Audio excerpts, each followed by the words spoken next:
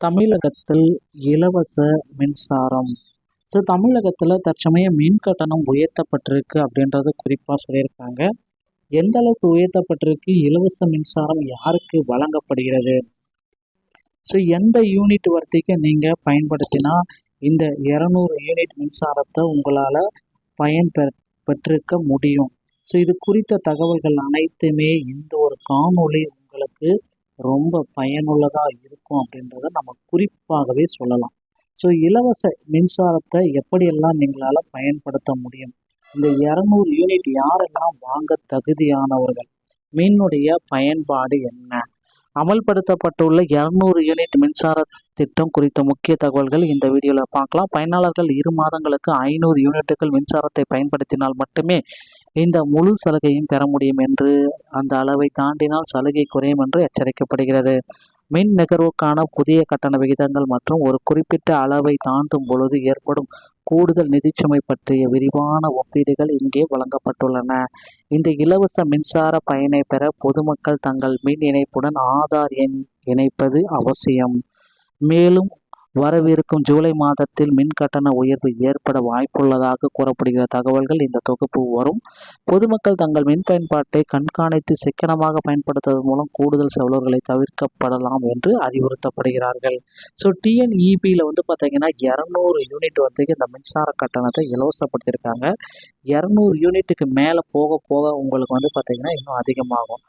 அதிகாரப்பூர்வக்கு அமலாக்கம் மே 10ஆம் தேதியே இது அமலாக்கப்பட்டாங்க. முதலமைச்சர் ஜோசப் விஜய் அவர்களுடைய கையெழுத்து 10 பிறகு பார்த்தீங்கன்னா மீட்டர் ரீடிங் எடுக்கப்படும் அனைத்து நுகர்வோர்களுக்கும் இது பொருந்தும். 500 யூனிட்டுக்கு உள்ள இருந்துச்சுன்னா 200 யூனிட்டுகள் உங்களுக்கு பொருந்தும்.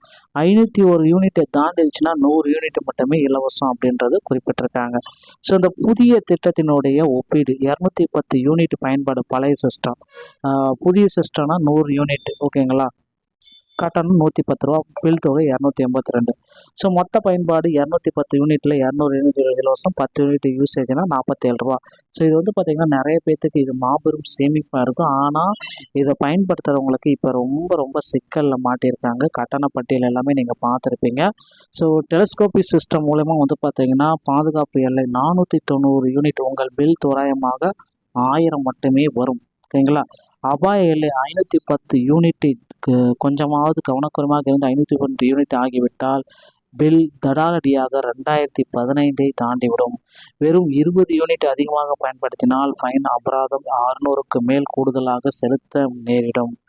0லேருந்து 200 யூனிட் வரை முற்றிலும் இலவசம். 201லேருந்து 400 வரை 4 ரூபா 70 காசு, 401லேருந்து 500 வரை 6 ரூபா 30 காசு.